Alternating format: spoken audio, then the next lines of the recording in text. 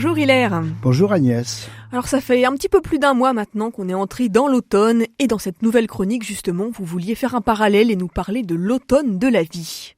Oui, j'ai envie de faire ce parallèle entre l'automne de la vie et l'automne. Vous trouvez, l'automne c'est quand même une belle saison. Ah oui. Cette année fut sec, torride, brûlant, asséchant nos pelouses et jardins. L'extrême sécheresse de cet été était jusqu'à assoiffer nos forêts.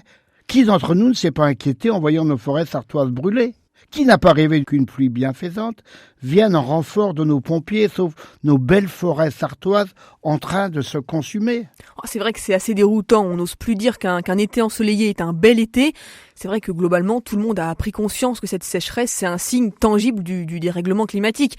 On va dire quoi, Hilaire ? Vive l'automne ? Vive l'automne ! Puis l'automne est là, tranquillement, avec ses pluies bienfaisantes, le raccourcissement des jours et à nouveau le reverdissement de nos pelouses.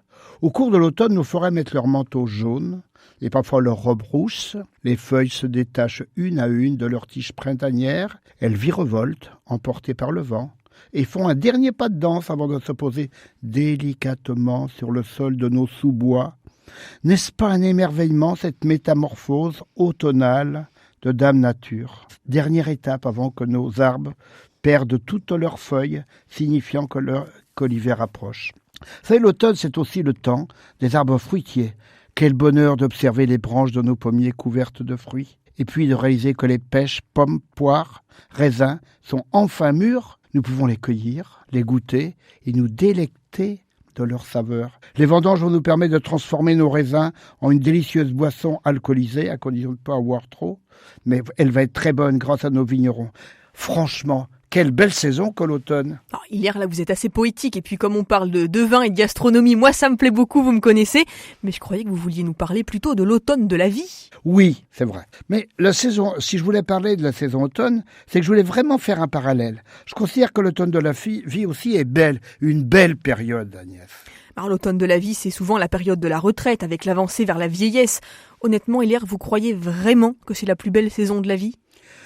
Ma chère Agnès, la retraite, c'est aussi le temps de la liberté. Mais c'est fantastique, la liberté. Nos enfants sont élevés, partis réaliser leur vie. Plus de patrons sur le dos pour nous dire ce que nous devons faire. Plus d'obligation de respecter les horaires pour arriver au travail. Plus d'obligation d'être gentil avec les clients. Plus de soucis de productivité. À la retraite, nos ressources financières sont inférieures, c'est vrai. Mais régulières, c'est à nous d'ajuster notre vie à nos ressources. Mais pourtant, cette immense plage de temps libre, elle peut être assez déstabilisante. Se retrouver tout seul avec soi-même, je pense que ça peut même être angoissant. Et si je me souviens bien, vous aviez dit dans une chronique récente, je crois qu'il y a 2 millions de personnes âgées qui ont un sentiment de solitude. Je sais que 15% des personnes âgées sont touchées par ce sentiment.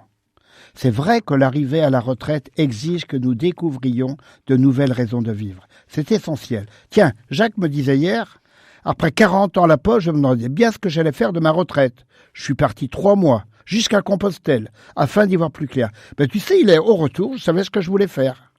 Ainsi, il est vraiment nécessaire que nous trouvions un nouveau fil rouge à notre vie. Mais vous savez, les possibilités d'action sont immenses. Notre société a besoin de nous tous. Nous ne devons pas nous mettre en retrait de la vie, mais retraiter notre vie. Alors quel est le parallèle que vous faites alors avec la saison automnale et l'automne de la vie ? Expliquez-moi, Hilaire. Écoutez, lors de l'automne, la végétation perd ses feuilles. À l'automne de nos vies, nous perdons nos forces. L'automne de nos vies s'accompagne d'un ralentissement lent et inéluctable de notre énergie vitale.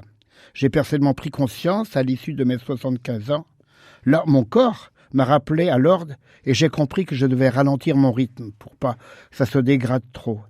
Il me restait juste à lui dire merci, mon corps, pour son rappel de mon propre vieillissement. Alors, est-ce que vous faites d'autres parallèles que les pertes ? Oui, ma chère Agnès. Les récoltes de fruits automnaux, nous avons parlé tout à l'heure. Nous aussi, nous avons à faire fructifier notre vie. Mais comment ça ? Tout simplement en aimant intensément nos parents, nos enfants, notre compagnon, nos petits-enfants, en aimant nos amis, en participant à l'évolution de notre société, en nous engageant pour un monde meilleur, ou en créant des œuvres qui expriment ce que nous sommes au plus profond de nous-mêmes.